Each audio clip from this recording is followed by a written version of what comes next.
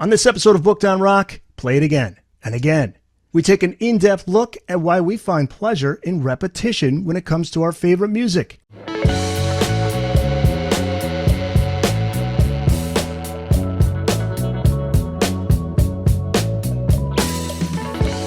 Welcome back to Booked on Rock. I'm Eric Senich. Samuel J. Kaiser is our guest. He is the author of Play It Again, Sam, Repetition in the Arts.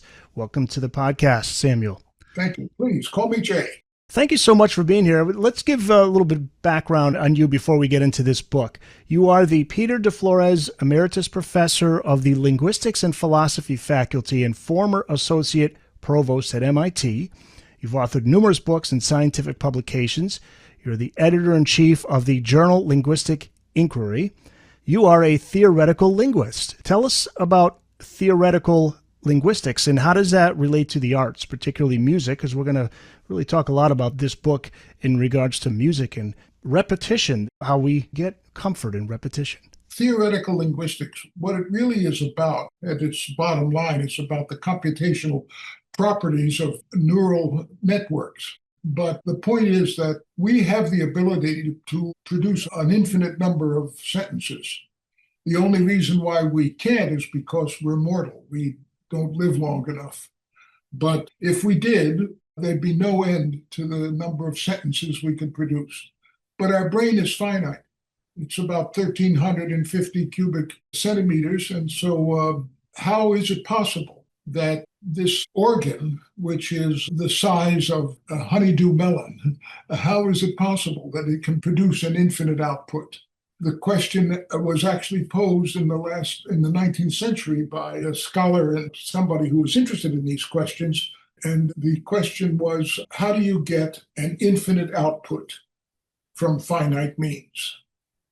And that's basically what linguistics is about. But the particular infinite output that we're looking at is language. But you can also have an infinite output with respect to music, for example, or with respect to numbers. So the brain seems to be this piece of an organ, a flesh and blood organ, that has this ability to produce an infinite output with finite means. And that's what linguistics explores. There was an experiment by Princeton University music professor Elizabeth Margulis that sparked your curiosity, ultimately led to this book. What was that experiment? That was really a very interesting experiment. I had come upon the notion of repetition when I wrote my first book about the arts, which was called The Mental Life of Modernism. And the point of that book was to show that what had happened to the arts at the turn of the 20th century was essentially what had happened to science at the turn of the 17th century with the introduction of Newtonian physics, the scientific revolution that Isaac Newton wrought when he said that it's possible for two objects to affect one another even though they're not touching. And that particular insight changed the way scientists had to look at the world. It was no longer the world that they were looking at, but theories about the world. And exactly the same thing happened in the arts. The arts around the 20th century abandoned natural predilections of the brain in the sense that music, which was naturally tonal, became atonal. Poetry, which rhymed and had meter, suddenly became free verse. And painting, which was basically representations of the real world, suddenly became abstract art. Mimesis, or so-called representational art, was abandoned. And I think that both of those events are, in fact, the same event. It's an abandonment of a habit of thinking and looking at the world in a different way. Well, at that time, I had, of course, thought about repetition, but it didn't really sink in until I think I mentioned it in a footnote. That's all in the book. But then I ran across this experiment that you just mentioned, and all of a sudden, the penny dropped. Now, let me explain the experiment, because it's very simple to understand. What Elizabeth Helmuth Margulis did, she's a professor of musicology at Princeton. What she did was she took music written by two atonal masters, Luciano Berio and Elliott Carter. And what she did was, using a computer and its brute force cut and paste functions, she cut and pasted a part of the music. She copied it and she pasted it in a different part.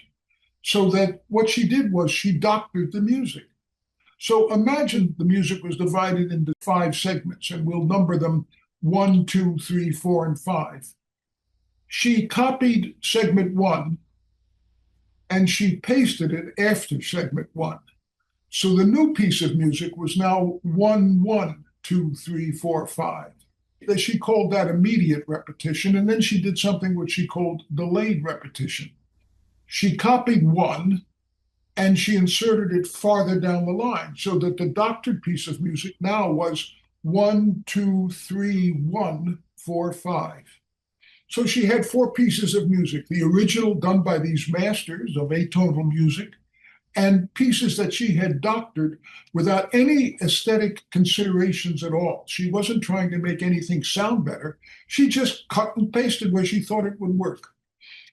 And then what she did was she played them to a class of students whose interest in music was what any young person's interest in music might be. They were not theorists or anything, just ordinary music lovers. And she asked them which versions they liked best. Significantly, the kids liked the ones that had been doctored.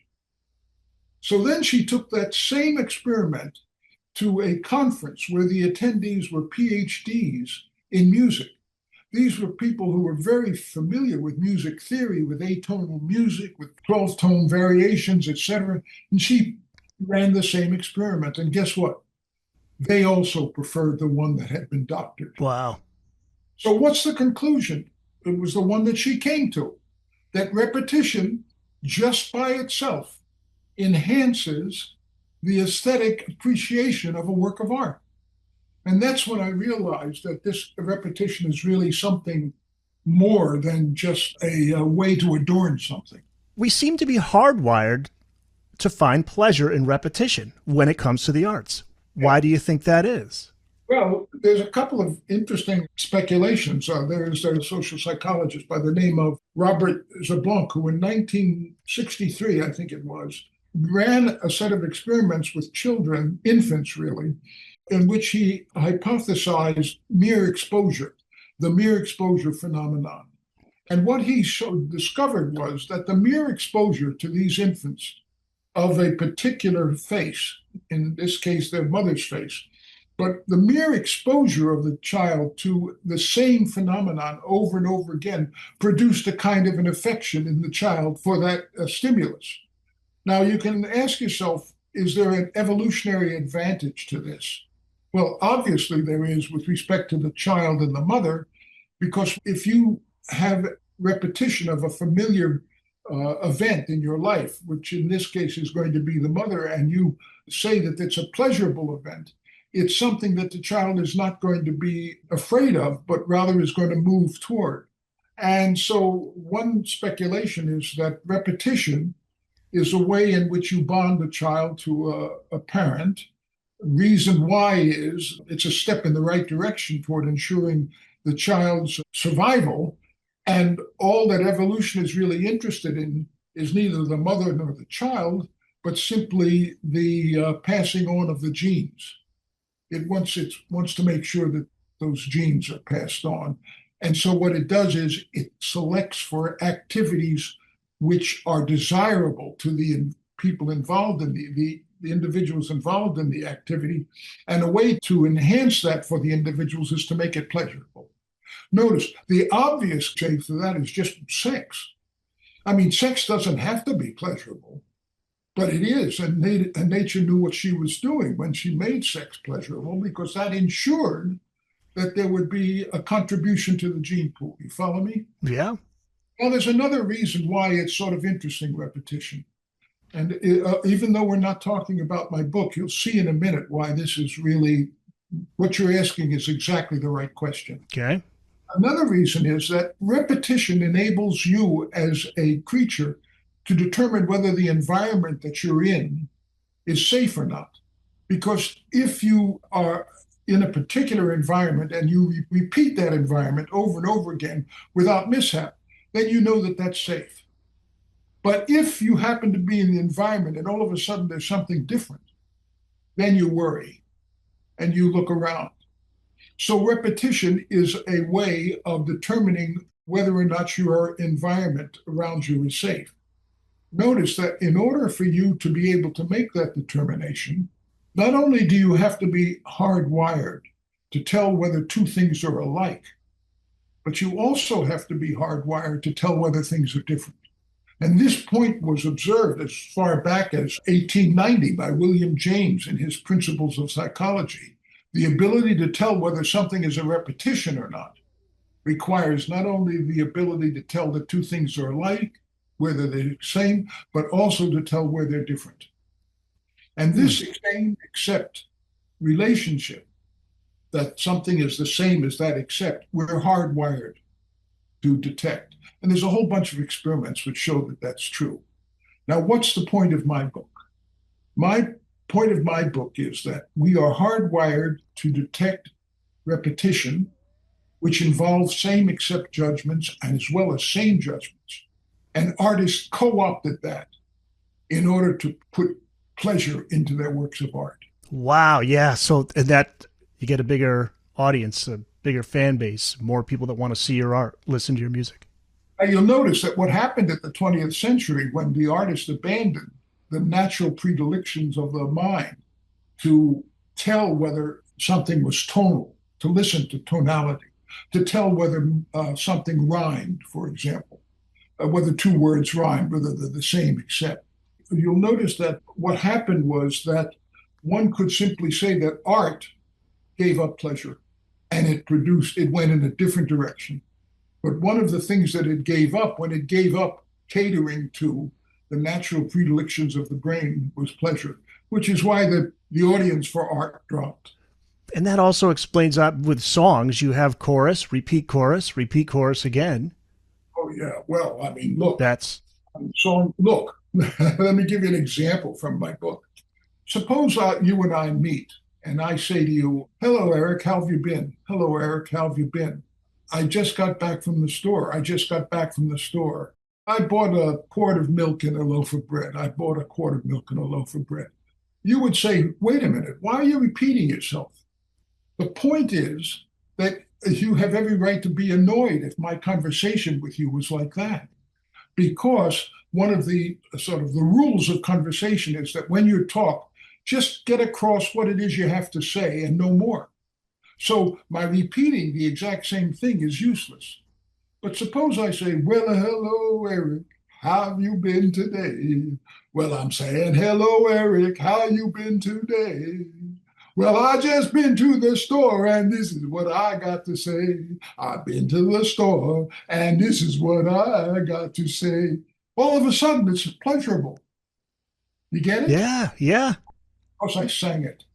That's really interesting. Yeah, you cite a Robert Johnson song from 1936, They're Red Hot, as an Yeah. example of how we expect to encounter repetition. Hot tamales. She got them for sale. Hot tamales. She got them for sale. Wow. You know, We should know you're a musician yourself, right? You play in a jazz band? I'm a jazz musician. Yeah, I play trombone. It's never very far from me. There it is. In fact, I was practicing just before we went. I joined you. I'm in a wheelchair now because I had what they call a catastrophic spinal cord injury about 11 years ago. But before then, I used to play in a Dixieland band on a fire truck. It was cool. I mean, I did parades all over the place. I loved that. But once I had this accident, I couldn't climb up on the fire truck anymore. Uh, So, but the musicians come to my house and we have sessions. I'm putting together another one. We just play Dixie tunes. But I also play in an avant garde orchestra called Aardvark, which is the oldest uninterrupted orchestral organization in America, jazz ensemble in America. It's been going for 55 years now. yeah, you're out of Boston, we should mention too. Yeah, that's out of Boston. I've got a concert coming up in September and then one in December with them. And then I can go because the leader doesn't mind that I show up in a wheelchair. That's great, though. You're continuing to make music. You mentioned the term same except. Yeah. Explain what that means. Same slash except. That's Well, in the look, book. That's exactly the judgment that you have to make when you tell whether two words rhyme. Take the word ham and spam. You know that they rhyme. Well, what judgment are you making that enables you to conclude, oh, yes, they rhyme, whereas spam and foot don't? So ham and spam rhyme and ham and foot don't. What do ham and spam have in common? Well, it's this: everything from the stressed vowel to the end has to be identical. And that in ham and spam, that's the am part. Everything to the left of it has to be different. So in ham and spam, what's different is the h of H and the sp of spam. You get it? And so you can tell whether two words rhyme or not, if in fact they are the same except. Now, this same except judgment is exactly what Duke Ellington did when he wrote Satin Doll. By the way, you got me listening to Duke Ellington all day over the weekend as I was reading this book. So thank you for that, reminding me of how great his music is. Oh, Duke Ellington is great. I have on my bookcase behind me, you can't see it very well, I don't think, but I have busts of four people who are my heroes. The first one is Leo Tolstoy. The second one is Miguel de Cervantes. The third one is J.R.R. Tolkien. And the fourth one is Duke Ellington. Ah, that's great. I mean, I wake up in the morning. I got them set up so that we make eye contact. And so in the morning, I say, "Good morning, guys." I love it. Yeah, you mentioned Satin Doll in the book because you say melodic grouping is the key to lyric placement. Explain that. This is also really interesting. The interesting thing about musical notation is that it combines two dimensions of music in a single notation. It combines, so when you look at a note on a stave, you not only know about the pitch, but you also know about the rhythm. Okay, so now let's take the first four bars of Satin Doll. The first two go ba boo da boo da ba doo da. The next two go ba boo da boo da ba doo da. And now let's break them apart. Let's look at their rhythm. The rhythm without any pitch information at all. In other words, what a drummer's music might look like. It's like this: ba ba da ba da ba da da ba ba da ba da ba da ba. Now, when you sing it, the first two bars are ba boo da boo da ba doo da. The second two bars are the same as the first two bars, except it's a step higher. So it goes ba ba doo ba doo ba doo da ba ba doo ba doo ba doo da. That's the same except. That's the musical version of rhyme. Find the Booked on Rock website at bookedonrock.com. There you can find all the back episodes of the show, the latest episode in video and audio, plus a video highlight and a link to our YouTube channel. Links to all of the platforms where you can listen to the podcast, plus all the social media platforms. We're on Blue Sky, Facebook, Instagram, TikTok, and X. Also, check out the Booked on Rock blog, find your local independent bookstore, find out all the latest hot rock book releases, and before you go, check out the Booked on Rock online store. Pick up some Booked on Rock merch. It's all at bookedonrock.com. Samuel J. Kaiser is our guest. We call him Jay. He's the author of Play It Again, Sam, Repetition in the Arts. There's something alluring about the number 3. What is the rule of 3 and why is it so alluring, specifically in music? Yeah, well, it's really interesting in music because you'll notice that the rule of 3 is a governing principle on repetition. Now, in language, there is this sort of rhetorical device called decans, the sort of thing where you have 3 things in a row. 3 things plays a big role in the little subsections of language. For example, lock, stock, and barrel, life, liberty, and the pursuit of happiness, ready, aim, fire, the big, the bad, and the ugly, red, yellow, green, the sort of thing for stoplights. Those are things in which you'll notice that the repetition of those things, what's being repeated there, what's the same, is that they're all of the same part of speech. Lock, stock, and barrel, ready, aim, fire. But what's different is the meaning. That's rhyme in that particular rhetorical device. Okay, now in music, you don't have meaning to separate things out. And it's a fact about music that if you take a look at jazz standards, typically, and also you find this in classical music as well. I noticed from the title of your show that you're a rock fan, right? Yeah, and I was going to mention all of this applies to rock and roll music. Yeah, our audience loves rock and roll. This is no different in rock and roll, right? Well, you can tell me now because I really don't know rock. Okay. Somehow or other, I missed rock when I grew up. I don't know how I did. And one of the things that amazes me is how did I learn all those jazz tunes? I mean, I have no memory of listening to them or trying to learn them the way people do today with rock. But somehow or other, I listen to a streaming program for music every morning. I can recognize the tune in three notes. But I couldn't do that with a rock tune. What Okay. about the Beatles, though, right? I mean, the Beatles, Yeah, well, Beatles, I know like yesterday, those guys were I want classic. to hold your hand, repetition. I want to hold your hand. I want to hold your. Dramatic. But look, I'll tell you what I know about jazz. You tell me if it works with rock. There is a program that I use when I'm practicing. It's called iReal Pro. And what iReal Pro does is it has the chords of 1,200 tunes in its database. And I can pick a tune, I can play the background, and I can play the melody, and then I can improvise. And in that way, I practice the trombone.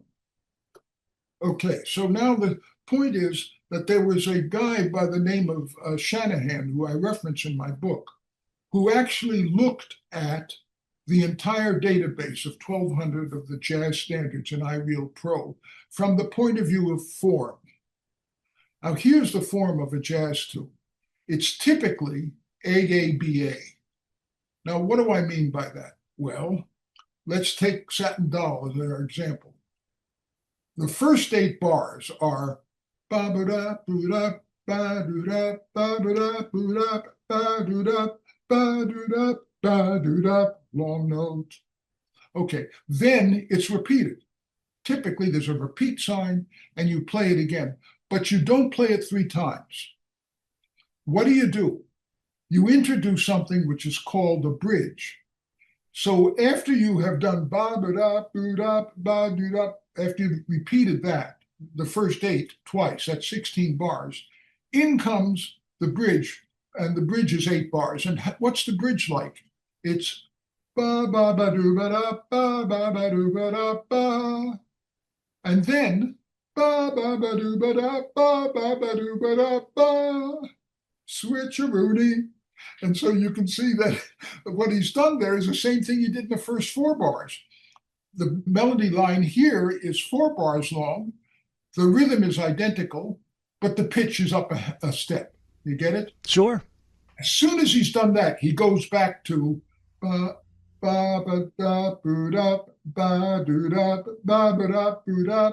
So the form of that jazz tune is A, repeated again. You can't repeat it a third time until you've introduced something different, and then you can repeat it again. Typically AABA. So when Shanahan analyzed the 1,200 pieces of the 1,200 tunes in iReal Pro, he didn't find a single tune that had AAA or a single tune that had BBB. Always the sequence of A's were interrupted by something, or else it was just repeated. There would be a tune which would do 16 bars of A followed by 16 bars of A. In music, if you have an idea, you can repeat it once, but you can't repeat it again until you've introduced something different. Interesting. That's because music doesn't have the property of meaning. So, to my way of thinking, that is a defect of music. But in fact, it's what makes music interesting because music, you can concentrate strictly on the repetition aspect of the notes. Now, in rock music, is it like that? It depends on the artist, and yes, it can be. It depends. I'd be curious to have you listen to a band like Steely Dan, who's rooted in jazz. They call it jazz rock. There are a lot of Yeah. musicians, rock and roll musicians, who came from a jazz background. Sting from the Police, a lot of his solo work. Well, they'll know that. I mean, these guys, I mean, these musicians, they're really good musicians. They know what. Sure. Well, like Branford Marsalis, you know of, Yeah, yeah, right? yes. He's been with Sting. Again, very jazzy. Yeah, it's really interesting. Although this philosopher, Immanuel Kant, boy, I don't know if I like this guy because he said, this is chapter 6. It's titled, Is Music Wallpaper? And he said at the end of the 18th century, Yeah. essentially says the repetition as a rule in music is why he ranked it so low among the arts. Why did he feel that way? And he called it wallpaper, remember? Right. And he thought that poetry was the highest form of art. And the reason why was that music had no intellectual content. There was no semantics of music. Therefore, he saw, but he didn't understand that music, what he saw as its greatest weakness was in fact, its greatest strength, namely that it could focus exclusively on patterns of repetition. And that's why people who, in later centuries, people who wrote in defense of music called music really the only abstract art, because you didn't have to worry about, like in poetry, you didn't have to worry about what it said. You could just sort of make your repetitive patterns. And of course, that's interesting enough. The reason why he called it wallpaper was because if you take a look at a Persian rug, or if you go to the Alhambra in Spain, those are nothing but repetitions. All of those patterns are just repetitive patterns. But repetition is a source of pleasure. Mm. Anyway, from the point of view of enjoying repetition, meaning gets in the way. I'm happy to have both poetry and music. We haven't talked about visual art. No, no, we should talk about that as well. You cover Andy Warhol's Campbell Soup Cans painting from 1962. Isn't that interesting? I mean, 32 cans, they all identical, but it's just that they have a different it was a different kind of soup. I mean, kind of soup. that's the whole point. They were the same. The Campbell soup cans were the same, except so they were rhyming. It's visual rhyme. And what was the except was Scotch broth, noodle soup, Right. tomato soup. That's why he had 32 of them, each one with a different name. So it's the same except that's visual rhyme. I don't know if it's true or not. I tried to find out, and I never succeeded in getting a satisfactory answer anywhere. But you know, Warhol did that in 62, 63. But in 1960, a guy by the name of Orman Giglia did a photograph called Girls in Windows. And that photograph is one of the highest money making photographs ever taken. At the time, I think about last year, it had earned as much as $12 million.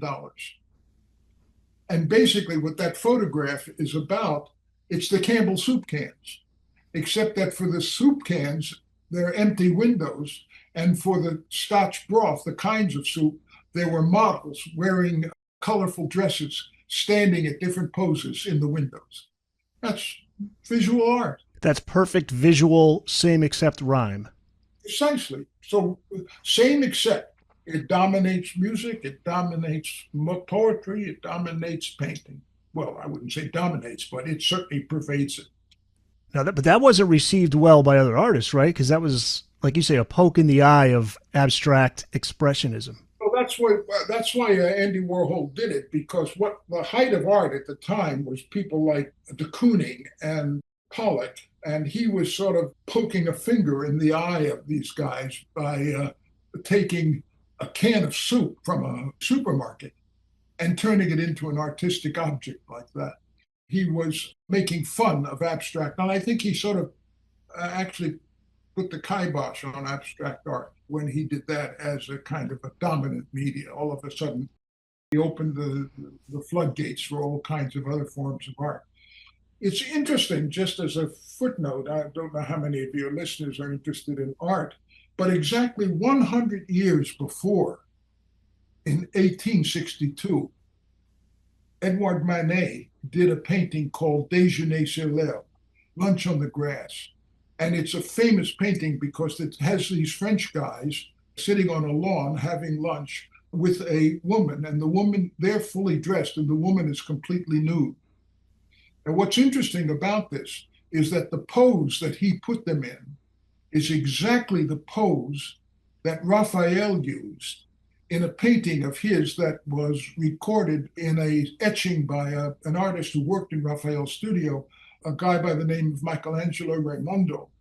And essentially, Manet was doing to classical art what Warhol was doing to abstract art. Hmm.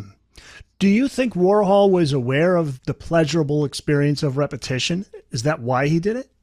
Well, look how much he made his reputation on repetition. Look at all of the Marilyn Monroe things, the silk screens of Marilyn Monroe, Sure. all the same face, but different colorings. I know, I'll tell you this, I don't know if he knew it consciously, but it certainly must have given him pleasure, or he wouldn't have done it. Right. Yeah, he did a lot of albums, a lot of work for artists, rock and roll bands like the Rolling Stones. And there's one famous one for a band, Velvet Underground, which is the Banana. Very simple. Well, Yeah. that's, of course, that's not repetition there. No, it's not. That's a more of a But you know what that reminds me of? simplistic. The Biennale, the Venice Biennale, the art show that happens once a year. Remember the guy nailed a banana to a wall? No, You didn't hear about that? no. I mean, he nailed a banana to a wall and somebody bought it. I think they paid some huge sum for it. Like, I don't know what it is. I don't want to even guess, but it's north of $50,000. The guy bought the banana and ate it. Yeah, but you bring up a point that makes me wonder about how much of these artists consciously or subconsciously were aware of the repetition thing. Because, like the Beatles in a song like Hey Jude, the Uh-huh, song ends over 4 minutes of Paul McCartney repeating the same phrase. uh-huh. And you would think that would work against the song, but yet it worked to the song's advantage.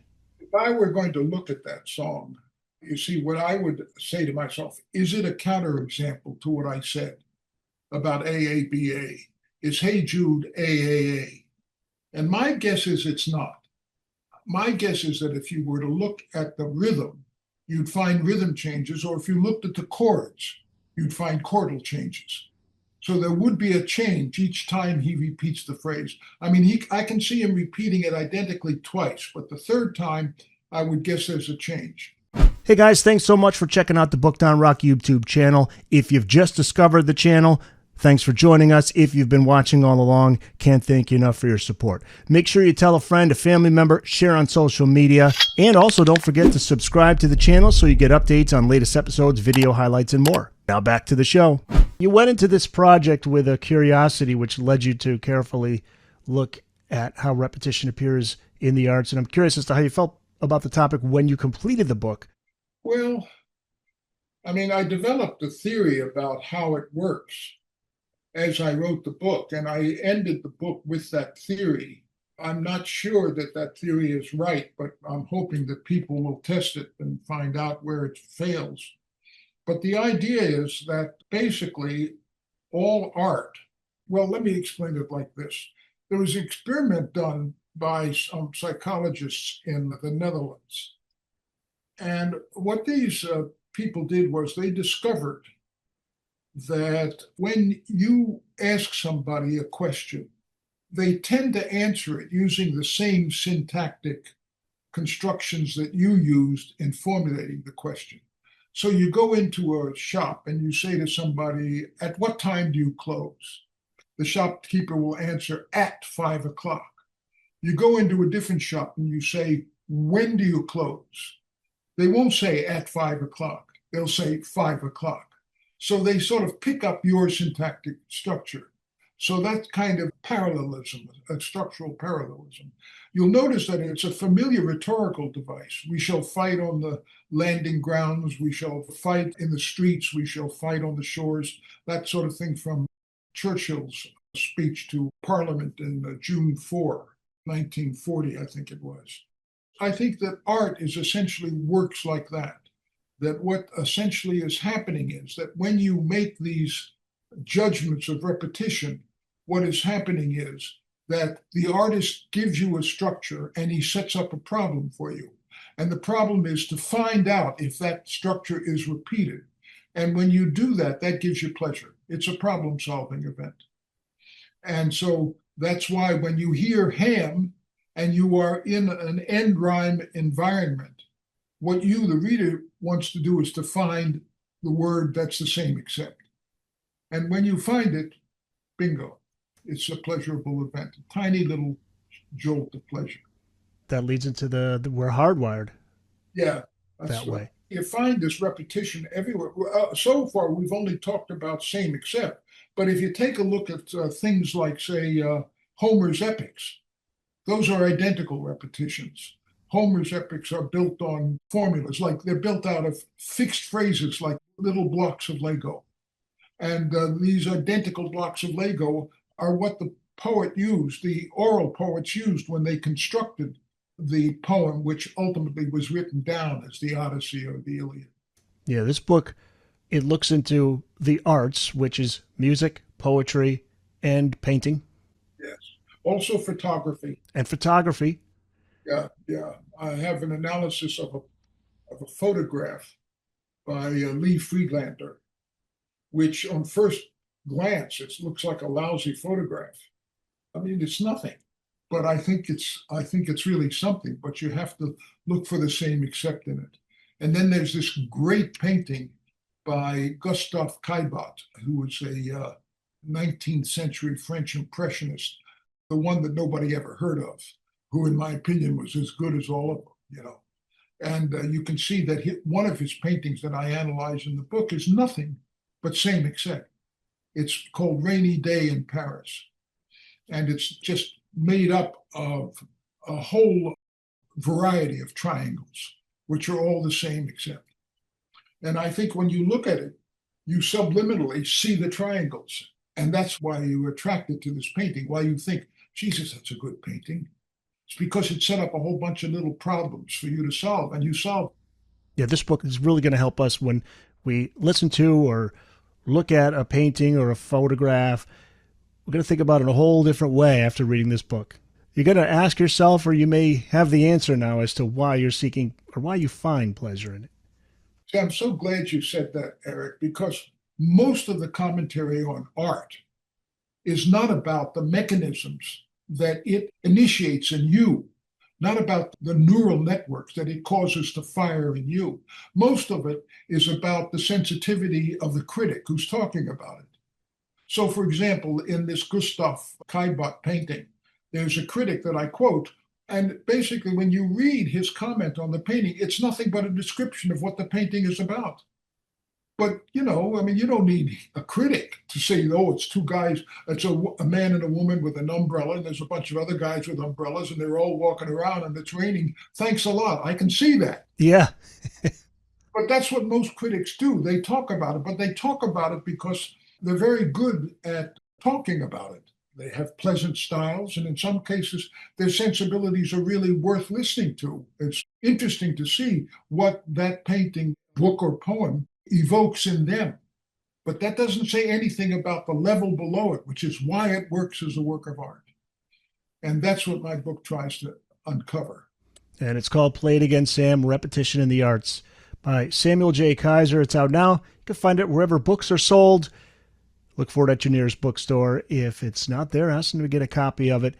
And you can also go to bookedonrock.com to find your nearest independent bookstore. Jay, thank you so much. Where can people find out more about you? Do you have a website people can reach out to you? No, I don't have a website. I'm on Facebook. Okay. We Uh, could put a link up to your Facebook page in the show notes so people can reach yeah, out to you if you like. I just did a CD, by the way, which just came out, which might interest you because before I got off on the art business, I was writing poetry myself. And I wrote 22 poems, which a friend of mine who's a composer in Paris liked. So he set them to music. And those just came out 2 weeks ago. Oh, that's brilliant. It's on Amazon. It is And on Amazon. Okay. here's an interesting thing. Can you imagine this? All my life, I've been a scholar and I write articles that nobody reads, or at least very few people read, compared to, say, Beyonce or Taylor. It's Taylor Swift, right? Taylor Swift, yeah. Not Swift Taylor. Yeah. Right. That would be funny though. I think I'm that's going to be my new name, Swift Taylor. Yeah. Anyway, what I was going to say is that when this CD came out 2 weeks ago, ASCAP, you know what ASCAP is? Yeah. They have 1 million members, and they chose the track from this CD to put on their Friday playlist. Really? Yeah. Can you imagine? That's awesome. Yeah, that's what I thought. I mean, I who would ever thought that that Peter Stevens and I would have a track on a ASCAP playlist, right up there with Steely Dan, There you go. or is it Dan Steely? There's a Dan Staley. I love it. I love it. Jay, yeah, you are on a roll. You got the book out, the music out. I love this. Thanks so much for coming on. You have most certainly raised the IQ in this room. Let me tell you. I feel a little smarter just by talking to you today. Good, good. That's what teachers are supposed to do. That's right. You, Thank you. Thank you so much, Jay. pleasure talking to you. Hope I see you again.